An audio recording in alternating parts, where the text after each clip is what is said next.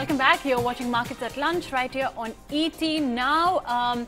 Let's talk about flows at this point of time in the market. And well, one thing is a well-known fact that the source of the flows that we have been getting into the equity markets has shifted from FIIs to DIIs, and it's a trend that we have been witnessing for some time now.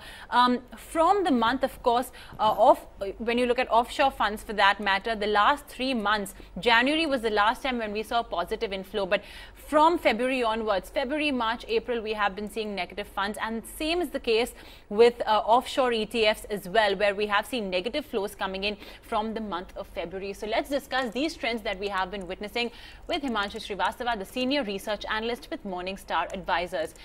Mr. Srivastava, good afternoon. Thanks for joining in on ET Now. Like I said, it looks like FIs have been on a selling spree.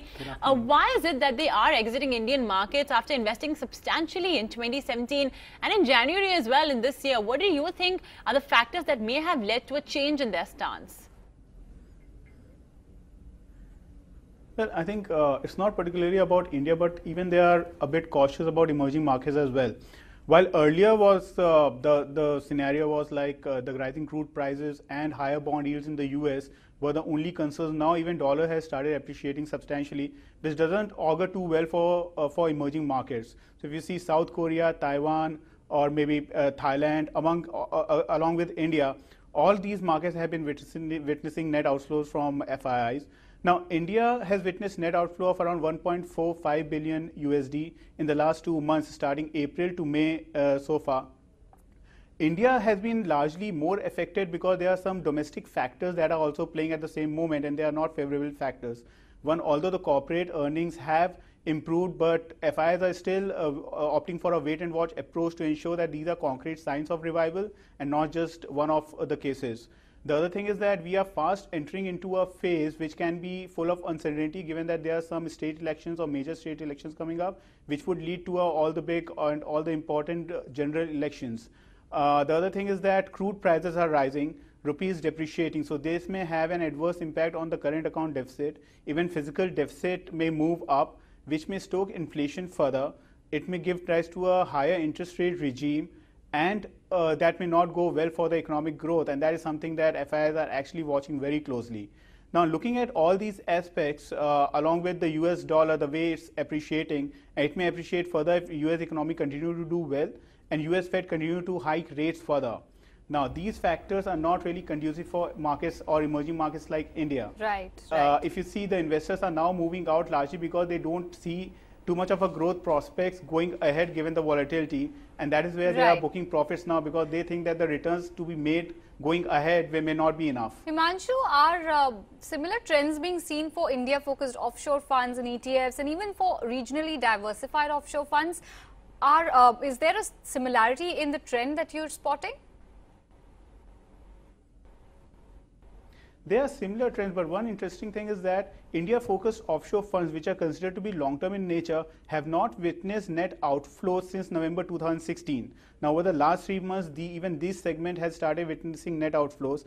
Now, this shows that the long-term investors are now booking profit and moving out of India because they don't want to be a part of an anticipated or speculated volatility that what they expect to be in the next in the second half of the year, the more closer we are to the general election. So they are sort of, this is a change in trend or a dramatic change in trend that we are witnessing now.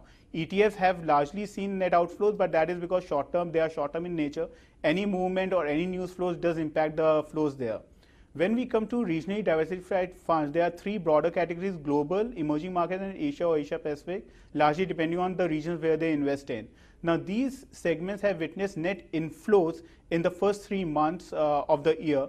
Now, we shouldn't give too much reading to these net inflows because Indian markets fell during this quarter, during the first quarter of the year. Now, they are maintaining a status quo position on India. So they don't want the India allocation to come down or shift dramatically, and that is where they have bought to ensure that the Indian allocation in their portfolio is stable.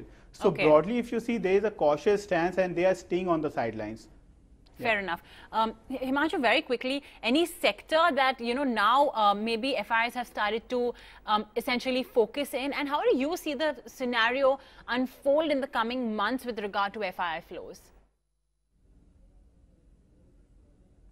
Well, one of the sectors that they have started building position is technology sector, largely stock specific, but given rupee has depreciated now, this sector, because it's an export oriented sector, becomes lucrative. So that is where we are seeing that FIIs are actually having a lot of traction in that particular space.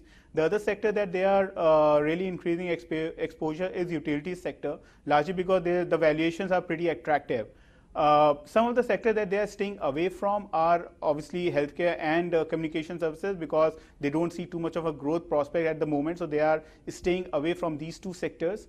Consumer defensive is one sector where they have started building exposure. Now these are defensive sector, kind of a stable sector in market volatile during market volatility. So that is where they are building exposure now.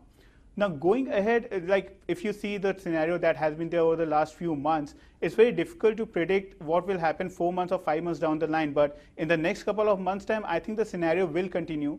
There will be some more outflows that we can see, given the cautiousness that we are seeing in FII's approach towards emerging markets, as well as India in particular, because of domestic reasons.